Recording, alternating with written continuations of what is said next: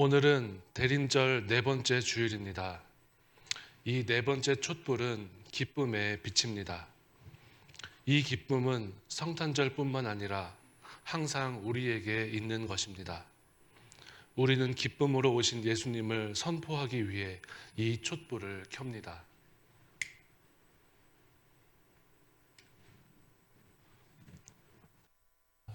네, 1차 선교 여행이 다 끝나가고 있습니다.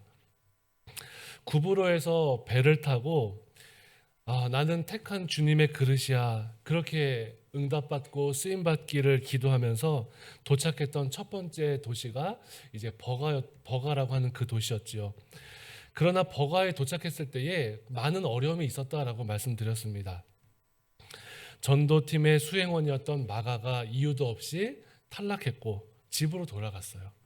게다가 바울은 버가에서 병에 걸리고 말았다라고 했죠. 풍토병이라고 했는데 어떤 이들은 말라리아다 이렇게도 이야기를 합니다. 당시에 버가는 로마 제국의 교통의 요지가 되어서 수많은 사람들이 머물렀던 곳인데 바울이 얼마나 아쉬웠을까요? 첫 번째 단추가 잘못 끼워진 아마 그런 느낌이었을 것입니다. 이 광활한 대륙의 첫 번째 도시였던 버가에서 복음을 전해야 되는데 지금 내 몸이 또 우리 수행원 마가가 이렇게 틀어지는 일이 있다 보니까 아마 바울에게는 많은 상심이 있었을 것입니다. 그렇지만 바울이 좌절하지 않았습니다. 분명히 이것에도 하나님의 뜻이 있을 거야. 바울은 그렇게 고백하면서 자신의 전도 사역을 하나님께 맡겨드리는 마음으로 지금 나의 이 풍토병을 고칠 수 있는 도시, 저지대가 아닌 고지대, 고산지대에 있었던 비시디아 안디옥으로 향했습니다. 가는 곳마다 박해와 핍박이 바울을 마주했지만 바울은 그때마다 자신의 사역을 하나님께 맡겨드리면서 자신에게 주어진 사명, 복음 전파의 사명에 최선을 다했습니다. 그리고 2년 후 우리 지난주에 보았지요. 다시 버가로 돌아왔어요.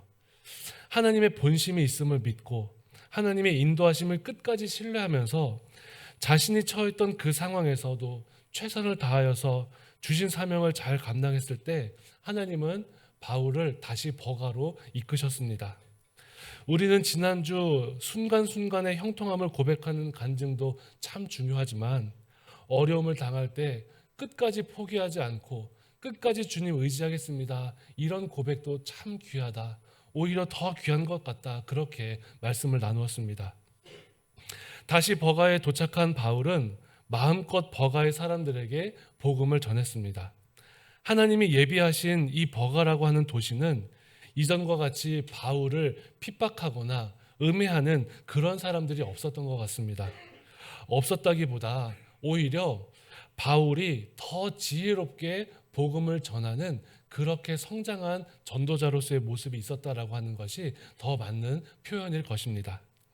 이전에 거쳐왔던 도시들은 험산 줄령을 넘어야 했던 도시였지요. 높은 산 속에 있었던 도시였고 험한 길을 걸어가야 했던 도시였습니다. 비시디아 안디옥, 여러분 그 다음 기억하십니까? 이고니온, 또 루스드라, 그리고 거기서 더 나간 도시까지 있었습니다. 자연스럽게 지형 때문에라도 아마 폐쇄적인 문화를 가지고 있었던 그런 도시가 아니었을까 생각이 됩니다. 바울도 이방인을 위한 복음 전도의 현장에서 이제 1차 전도 여행이잖아요. 자기가 살던 동네에서 복음을 전하고 안디옥 교회에서 성도들을 가르치고 이런 일들은 바울에게 익숙한 일이었을지 모르지만 이방인의 도시에서 이방인들을 향해서 복음을 전하는 건 바울도 처음 하는 일이었던 거예요. 성령의 능력과 열정으로 임했지만 위급한 상황에서 유연하게 대처하는 것은 조금 부족했을지도 모르겠습니다.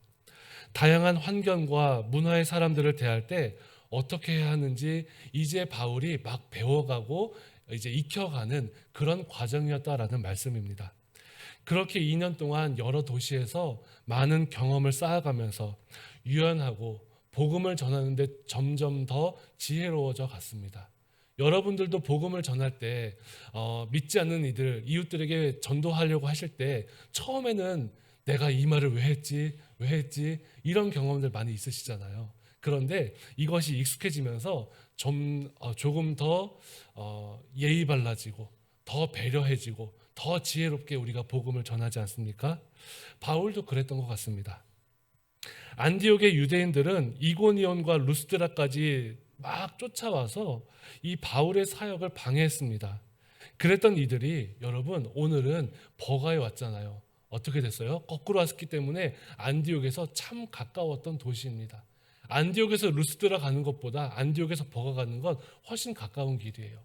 그리고 안디옥에서 버가까지 이제 루스드라까지 가려면 험한 산을 계속해서 넘어야 됩니다. 그런데 안디옥에서 다시 이 버가까지 가려면 오르막길이에요, 내리막길이에요? 내리막길이잖아요. 가까운 곳에 내리막으로 따라가는 그 버가에까지 가서 안디옥 사람들이, 안디옥에 있는 유대인들이 방해하고 핍박하지 않았겠습니까? 그런데도 오늘 이 버가에서의 바울의 전도의 일에 회방하는 일이 기록되지 않았다라는 것은 바울이 복음 전도의 현장에서 그 대적자들과 부딪히지 않고 오히려 더 지혜로운 경험이 쌓였다라는 그런 의미가 아니겠습니까?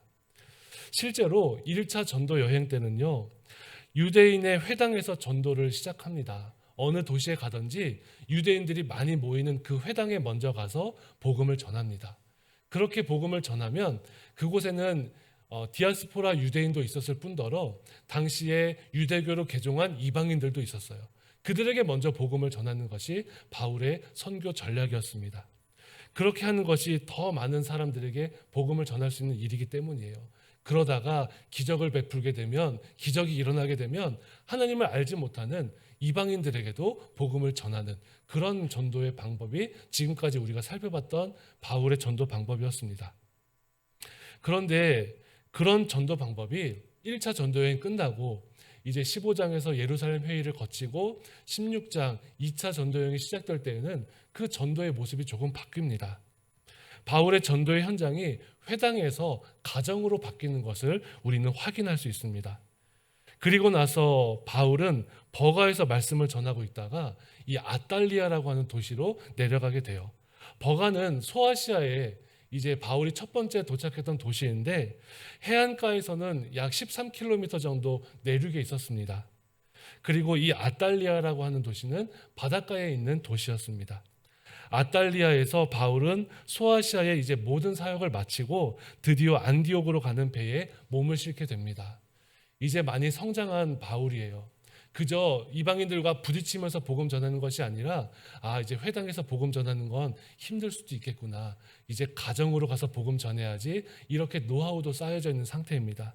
그리고 많은 선교의 열매를 맺고 안디옥으로 가는 배에 몸을 싣게 되었습니다. 여러분, 바울이 전도 여행을 시작하고 지금까지 몇 번 배를 탔는지 기억하십니까? 우리 한번 사진을 볼까요? 자, 보시면 안디옥에서 출발하여서 실루기아라고 하는 안디옥 근처에 있는 해안 도시에서 배를 먼저 탔습니다. 실루기아에서 배 타고 저 구브로 섬 살라미에 도착을 했지요. 살라미에서 그 구브로 섬을 가로질러서 바보라고 하는 섬에 갔습니다.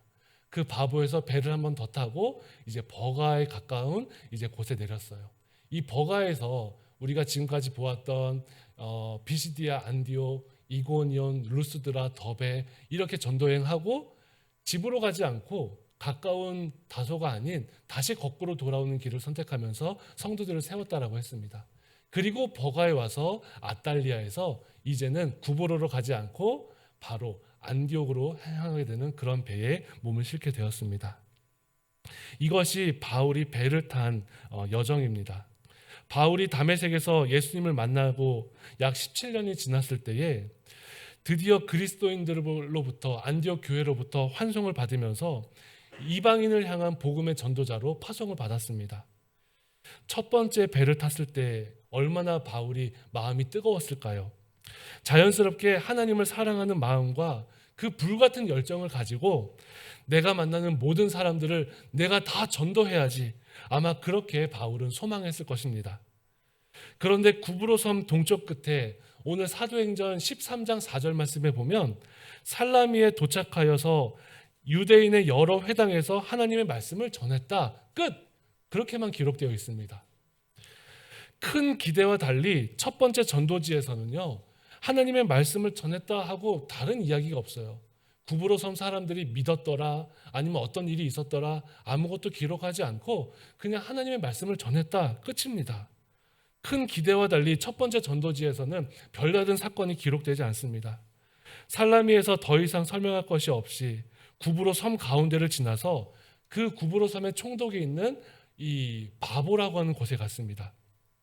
그리고 바보에서 총독 서기오 바울에게 복음을 전할 때 어떤 일이 있었는지 다시 기억하시지요. 마술사 엘루마가 방해합니다. 복음 전하지 못하도록.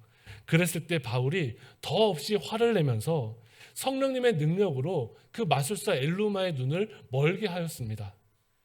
그리고 나서 그것이 성령의 능력을 의지하고 행한 첫 번째 기적이자 마지막 기적이 되었습니다. 어떤 기적입니까? 사람을 해하는 기적. 내가 복음을 전하면서 성령 충만하고 하나님이 능력을 주셨다 하더라도 내가 다른 사람들을 미워해서는 안 돼. 다른 사람을 해해서는 안 돼. 이것을 이 바울이 깨달았던 것입니다.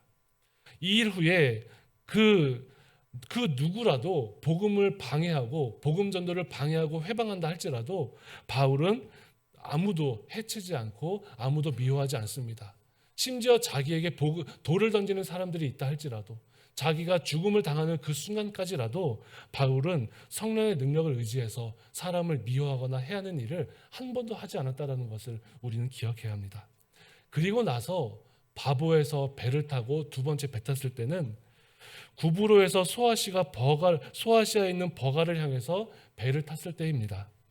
여러분 바다에서 배를 타 보셨습니까? 배를 타 보신 분들 많으시죠? 안 타 보신 분도 계실지도 모르겠습니다. 고대 사람들은요, 저 바다 멀리 있는 수평선 너머에 낭떠러지가 있다라고 생각할 만큼 그 바다는 미지의 땅이었습니다. 보통 여러분 육지로부터 얼마 정도 떨어지면 육지가 보이지 않을까요? 제가 찾아봤는데 한 5km 정도 떨어진 곳이 되면 육지가 보이지 않는데요. 저도 고향이 강원도 삼척 바닷가입니다. 제가 강원도 삼척 사람인데요. 어렸을 때부터 나오긴 했지만 배를 타면 너무너무 신기했어요. 땅이 없어지는 거예요. 그리고 모두가 사면이 다 바다가 됩니다. 어렸을 때에 너무너무 신기하고 궁금했습니다. 왜 지구가 둥근데 저 땅이 이렇게 빨리 없어질까? 그런 생각이 들었습니다. 여러분, 왜 이렇게 지구가 생각보다 작지? 이런 생각이 들었어요. 왜냐하면 이 육지가 빨리 없어지니까 지구가 동그랗지 않습니까? 동그랗다고 했는데 얼마나 지구가 크지 않을 정도면 땅이 빨리 없어질까? 이런 생각을 했다니까요.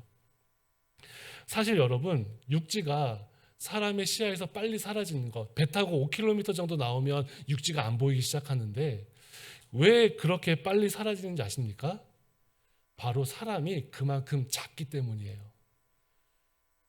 지구가 작기 때문이 아니라 사람이 지구에 비해서 너무 작기 때문에 사람은 배 타고 5km 정도만 나와도 땅을 볼 수 없습니다. 여러분, 하나님이 지으신 이 세상에 비해서 사람이 너무너무 작기 때문에 너무너무 미약한 존재이기 때문에 사람은 배를 타고 30분만 나가면 또 5분만 나가면 그렇게 땅이 보일 수 없을 만큼 작은 존재가 되고 맙니다. 그리고 사람이 볼 수 있는 건 끝없이 펼쳐진 바다만 볼 수밖에 없습니다. 바울은 버가를 향해서 가는 배에서 조금 떨어지고 나서 넓은 땅, 넓은 바다, 망망대해를 바라보면서 자신의 작음을 발견했을 것입니다. 나는 왜 이렇게 작을까? 나의 생각은 왜 이렇게 짧고 하나님은 얼마나 크신데 나는 왜 이렇게 작을까? 복음을 전하는 그 순간에도 나는 왜 나 하나도 간수하지 못하여서 저 사람을 미워하고 핍박했을까? 이러면 안 되는데 처음 만난 그 넓은 바다를 바라보면서 바울은 작고 작은 자신을 발견했을 것입니다. 내 작고 좁은 마음으로 복음을 전한다면 그것은 반드시 실패할 수밖에 없어. 그것을 되뇌이면서 이제는 크신 하나님을 의지하며 복음을 전해야지. 내 열심이나 내 뜻이 아닌 하나님의 마음을 전해야지. 미워하는 복음이 아니라 사랑의 복음을 전해야지. 그렇게 바울은 두 번째 배를 타면서 하나님을 묵상하고 자신의 사역을 돌아보지 않았겠습니까? 바울은 구브로에서 버가를 향해 가는 그 배를 타면서 나를 택하신 하나님을 더 깊이 만났고 하나님의 마음을 더 깊이 묵상했을 것입니다. 나야말로 하나님 앞에 죄인 중에 괴수와 같은 그러한 사람인데 우리 주님이 저 마술사 엘로마 같은 사람을 위해서도 십자가에 달렸던 것을 내가 왜 몰랐을까? 내가 왜 간과했을까? 내가 무슨 자격으로 주님이 십자가에 달리신 저 사람을 핍박하고 미워했을까? 바울은 그렇게 두 번째 배에서 묵상했을 것입니다. 그리고 실제로 그 다짐처럼 소아시아에서 만났던 수많은 고난 가운데에 유대인과 이방인을 사랑하시는 그 주님을 한 번도 잊지 아니하고 자신은 죽임을 당할지언정, 자신은 죽임을 당한 그 핍박에 놓일지언정 그들을 끝까지 품고 사랑하면서 복음을 전했습니다. 그리고 나서 여러분, 오늘이 되었습니다. 오늘 세 번째 아탈리아에서 안디옥으로 가는 그 배를 타게 됩니다. 복음 전도의 사명을 다 감당하고 이제 자신을 파송했던 교회로 돌아가는 그 배에서 망망대해를 바라보며 바울은 어떤 생각을 했겠습니까? 버가를 갈 때에 자신의 자금을 보았다면 그 많은 복음 현장에서의 그 사역, 그 많은 복음 현장에서의 기적을 경험하면서 다시 안디옥으로 돌아가는 그 배 안에서 바울은 이제는 나보다 크신 하나님, 내가 그전에는 자금을 보았다면 나와는 비교할 수 없는 전능하시고 크신 그 하나님을 그 바다를 보면서 묵상하지 않았겠습니까? 나를 이끄신 크신 하나님을 생각했을 것입니다. 넓은 바다를 보면서, 끝없는 바다를 보면서 저 바다보다 더 넓으신 주님, 저 바다보다 더 끝없는 하나님, 깊은 바다를 보면서 저 바다보다 더 깊은 그 하나님을 바울이 묵상하지 않았겠습니까? 우리가 함께 읽었던 오늘의 말씀 로마서 11장 33절은 이렇게 고백을 합니다. 깊도다 하나님의 지혜와 지식의 풍성하며 그의 판단은 헤아리지 못할 것이며 그의 길은 찾지 못할 것이로다. 하나님의 일을 해보니 하나님의 일은 그 깊이를 알 수가 없어. 하나님은 너무나 깊어서 인간, 나의 이렇게 작은 나는 다 헤아릴 수도 없었어. 수없이 매를 맞고 여러 번 죽을 뻔한 그때까지 그 순간에도 나를 버리지 않고 인도하셨던 하나님, 유대인들에게 쫓기며 매 맞고 돌로 맞는 그때에도 나를 이끄셨던 그 하나님, 강의 위험과 강도의 위험과 동족의 위험과 이방인의 위험에서, 그 광야의 위험과 거짓 형제의 위험에서 수고하고 애쓰고 잠도 못 자고 줄이고 목마르면서 굶고 춥고 헐벗고 그 아프고 힘든 그 순간에도 약한 나를 강하게 붙드셨던 그 하나님을 바울은 묵상했을 것입니다. 그땐 너무나 힘들었는데, 그땐 왜 이렇게 하시는지 나는 알지 못했는데, 왜 나를 이렇게 아프게 힘들게 핍박하는 이 상황 가운데 나를 이끄시는지 나는 알지 못했는데, 바울은 세 번째 배 위에서 넓으신 하나님, 깊으신 하나님을 다시 한번 기억하고 찬양하고 감사했을 것입니다. 여러분, 우리의 삶도 그렇습니다. 내 삶에 지금 만나는 이 고난이 왜 이렇게 나를 이끄시는지 나는 다 알 수 없지만 그 뒤에 있는 하나님의 뜻이 있음을 반드시 기억하십시오. 우리는 너무나 작고 하나님은 너무 크시는 분이기 때문에 우리는 하나님을 다 알 수가 없습니다. 우리 얼마 전에 예화에도 말씀드렸지만 손양원 목사님의 이야기를 한 번 더 말씀드리려 합니다. 손양원 목사님께서 감옥에 갇히셨을 때 애양원에서 손양원 목사님과 함께 동역을 하던 미국인 선교사도 쫓겨나게 되었다라고 합니다. 일제의 정책에 따라서 외국인의 신분은 한국에 더 이상 있을 수 없었기 때문에 한국에서 추방되었습니다. 그리고 새로운 애양원의 원장으로 일본 사람인 안도라고 하는 사람이 부임을 했습니다. 이 안도라고 하는 사람은 손양원 목사님의 가족이 머물던 애양원에서 가족이 머물고 있었는데 손양원 목사님의 가족도 다 쫓아내었습니다. 그리고 애양원에 남겨진 한센병 환자들을 향해서 신사참배를 강요했습니다.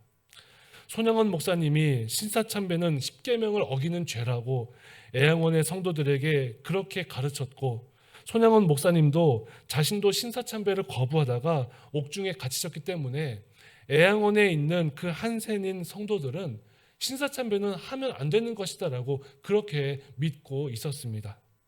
그래서 그들에게는 이것이 따를 수 없는 너무나 힘든 시련이 되었습니다. 이런 상황에서 애양원에 내가 계속 있다가는 이 믿음을 지키기 어렵다라고 판단하였던 한센병 환자들이 있었습니다. 한센병 환우들이 애양원에 있으면 자는 것, 먹는 것 걱정하지 않아도 됐었는데, 애양원을 나가는 순간 자는 곳, 먹는 것도 없는 생활을 해야 하는 것 알고 있었지만, 거지가 되어서 구걸을 해야 되는 그 상황에도 이들은 애양원을 떠나기로 결심을 합니다. 거지가 되어서 구걸을 하면 한센병 거린들은 일반 거린들에 비해서 구걸하기도 훨씬 더 힘들었습니다. 그럼에도 그들은 애양원의 한센병 환우들 중에 7명이 애양원을 나오는 결정을 합니다.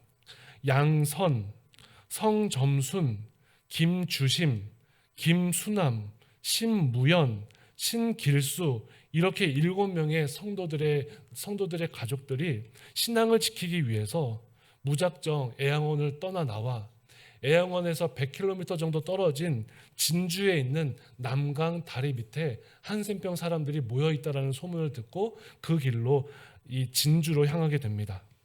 이 남강 다리 밑은 험하기로 소문난 한센병 거린들이 모여 사는 곳이었습니다. 그런데 그 7명의 애양원의 한센병 환우들이 이 남강 다리 밑에 도착하자 기적이 일어났습니다. 남강 다리 밑에 한센인의 우두머리였던 사람이 이들이 손양원 목사님의 제자인 것을 인정해주고, 한 남강 다리의 밑에 있던 수백 명의 한센병 거린들이 함께 하나님께 예배를 드리고 자신도 예수를 믿겠다라고 고백하는 사건이 일어난 것입니다.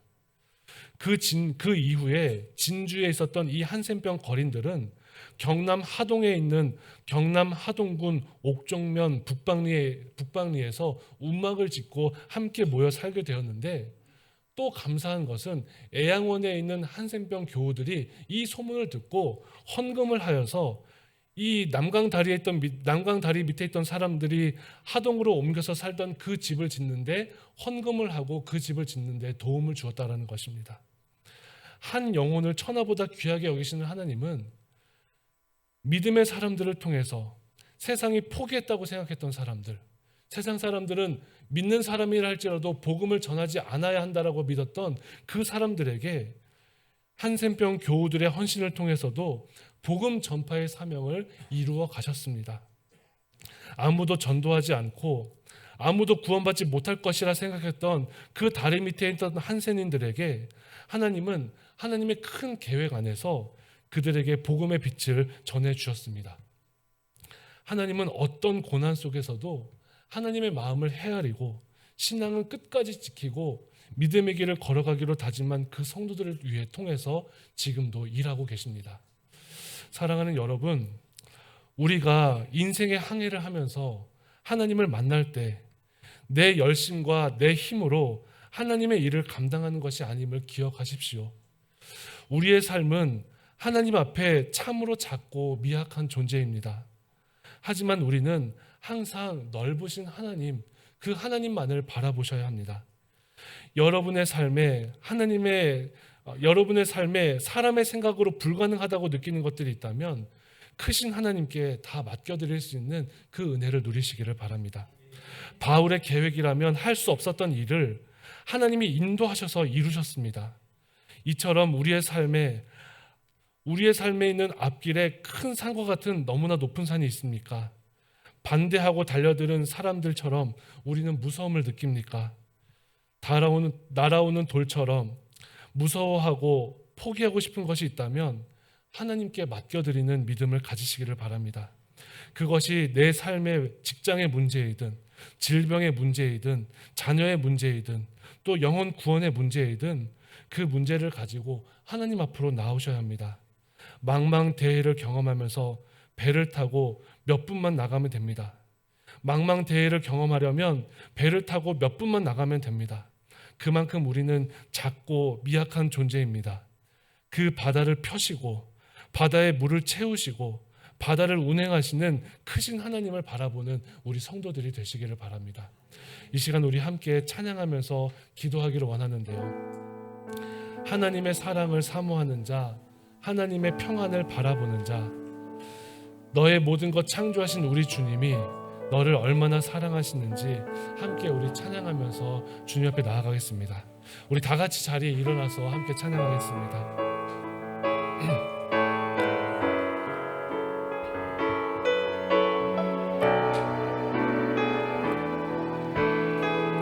하나님의 사랑을 하나님의 사랑을 사모하는 자, 하나님의 영광을 바라보는 자, 너의 모든 것 창조하신 우리 주님이 너를 얼마나 사랑하시는지 하나님께 찬양과 하나님께 찬양과 경배하는 자, 하나님의 선하심을 닮아가는 자, 너의 모든 것 창조하신 우리 주님이 너를 자녀 삼으셨네. 하나님 사랑의 눈으로 하나님 사랑의 눈으로 너를 어느 때나 바라보시고, 하나님 인자한 귀로서 언제나 너에게 기울이시니 어두움에 밝은 빛을 비춰주시고 너의 작은 신음에도 응답하시니 너는 어느 곳에 있든지 주를 향하고 주만 바라볼지라. 하나님의 사랑을 사모하는 자, 하나님의 사랑을 사모하는 자, 하나님의 영광을 바라보는 자, 너의 모든 것 창조하신 우리 주님이 너를 얼마나 사랑하시는지 하나님께 찬양과 하나님께 찬양과 경배하는 자, 하나님의 선하심을 닮아가는 자, 너의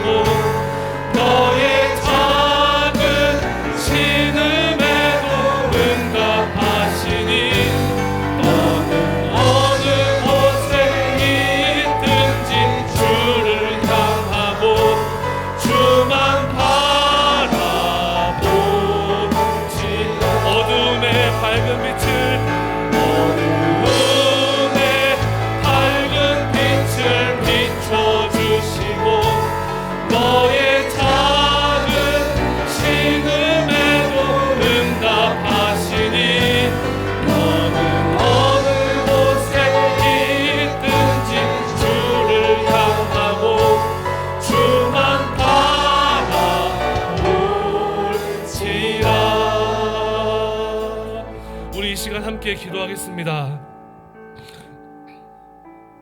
인생의 바다에서, 인생의 바다 한가운데에서 한없이 작은 나를 발견하게 하시고 한없이 크신 하나님을 바라보게 해달라고 함께 기도하겠습니다. 내 생각과 내 판단으로 걸어가는 그러한 삶이 아니라 하나님 앞에 나의 작음과 하나님의 크심을 발견하고 하나님을 더 많이 알아가는 믿음의 길을 가게 해달라고, 어려움과 힘든 상황 가운데에서도 넘어지지 않는 믿음의 길을 걷게 해달라고 함께 기도하겠습니다. 또한 두 번째로 기도할 때에 내 삶에 있는 아픔과 기도 제목들을 하나님께 맡겨드리는 믿음을 달라고 기도합시다.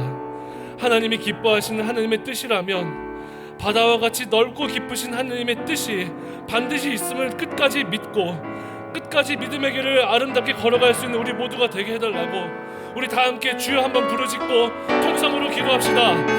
주여,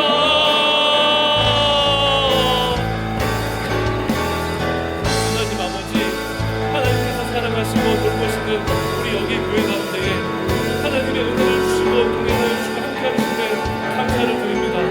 하나님, 그러하오나 이 믿음의 길을 걸어가며 오늘 말씀을 통하여서 내 생각과 내 판단으로 걸어갔던 그곳에서의 전도는 하나님 아픔과 슬픔이었고 하나님 아버지 어려움과 눈물이었지만 하나님, 그럼에도 끝까지 믿음의 길을 의지하실 때에 나의 작음도 발견하게 하시고 하나님의 크심도 발견하게 하셨음을 깨닫습니다. 전능하신 주님, 하나님, 우리가 믿음의 길을 걸어가면서 나의 작음을 발견할 수 있는 지혜를 허락하여 주시옵소서. 하나님, 우리가 믿음의 길을 걸어가면서 하나님의 크심을 발견할 수 있는 은혜를 더하여 주시옵소서. 그렇게 주님 의지하고 주님만 바라보는 믿음의 길을 걸어갈 수 있도록 하나님 아버지의 역사하여 주옵소서. 아버지 하나님, 함께하여 주시고 동행하여 주시도록 하나님의 은혜를 온전히 구할 수 있는 하나님의 사람이 될 수 있도록 아버지 하나님이여 역사하여 주시옵소서. 하나님 아버지, 하나님 아버지, 사랑하시는 우리 영광의 성도들이 하나님을 기억하는 성도들 되기를 원합니다.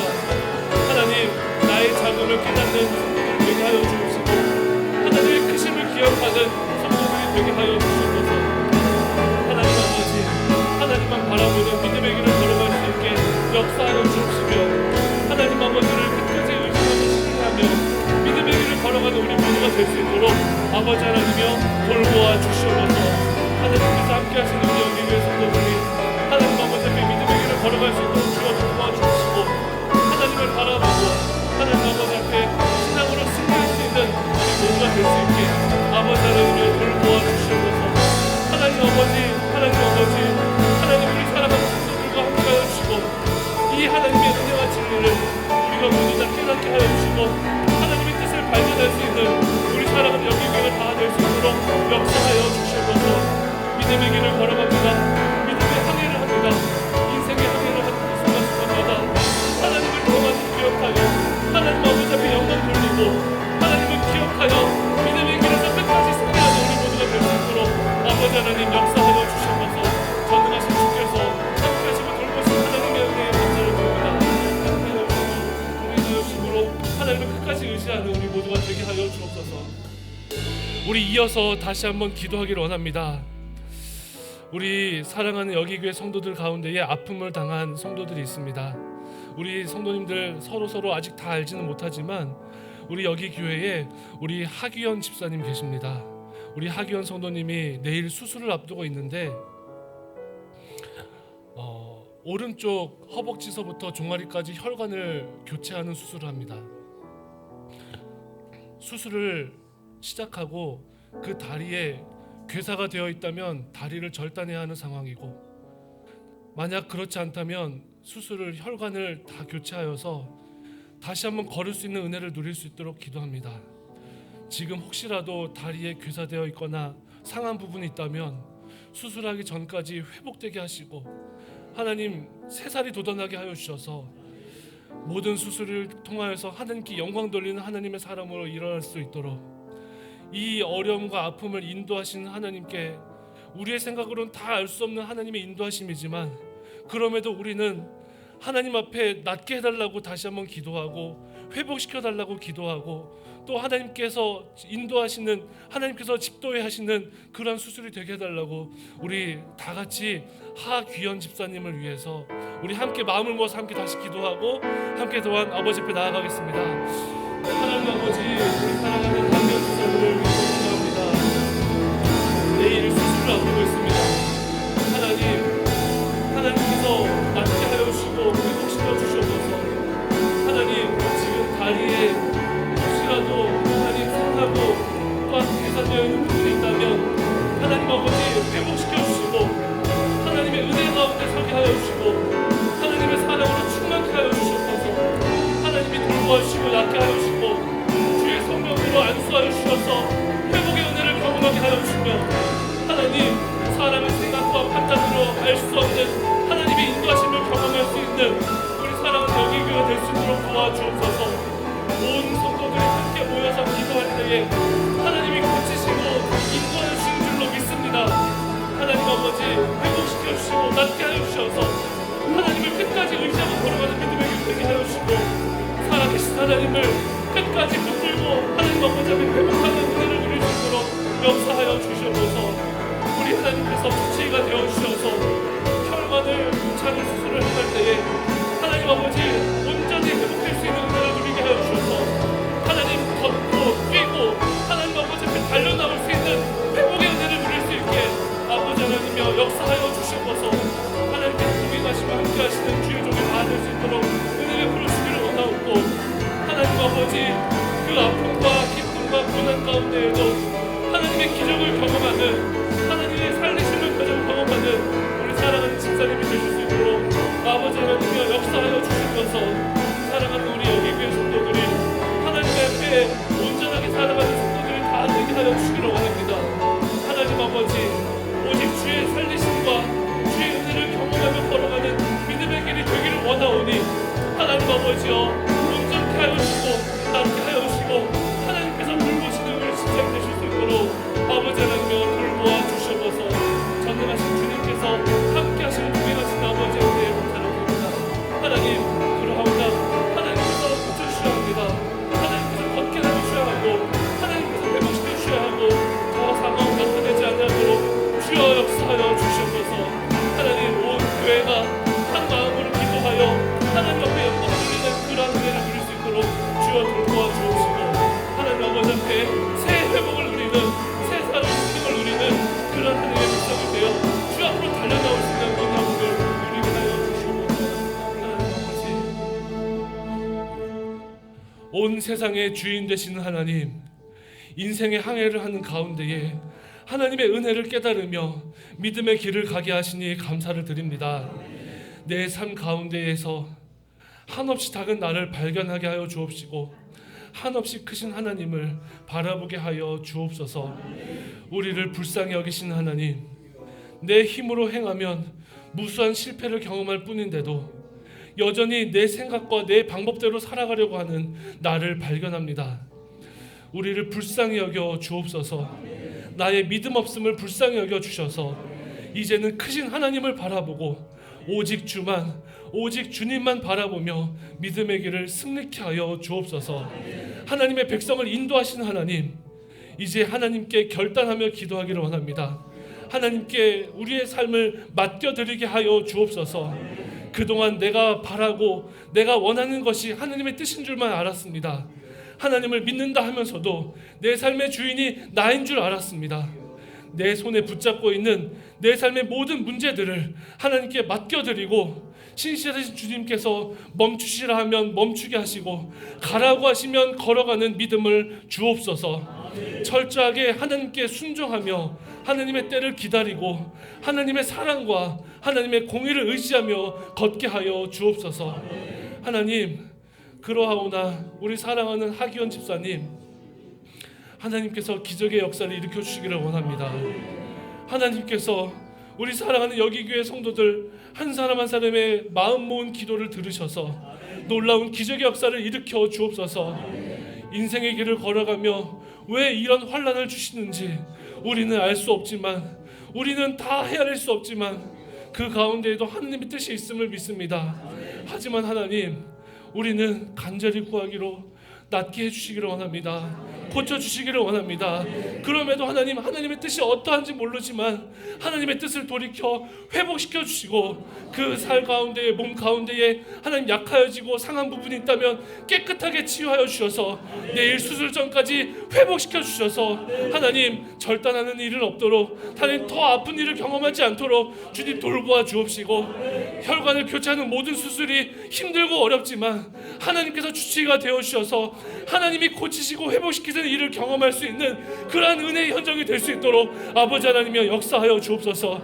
그리하여서 이후에 회복하여 주의 전에 달려나올 수 있는 은혜를 더하여 주시고 복음을 전하며 산을 넘는 은혜를 경험하는 우리 사랑하는 하기현 집사님 되실 수 있도록 아버지 하나님 은혜 베풀어 주옵소서. 이제부터 우리를 빚으시고 참 믿음의 사람으로 살게 하여 주시기를 원합니다.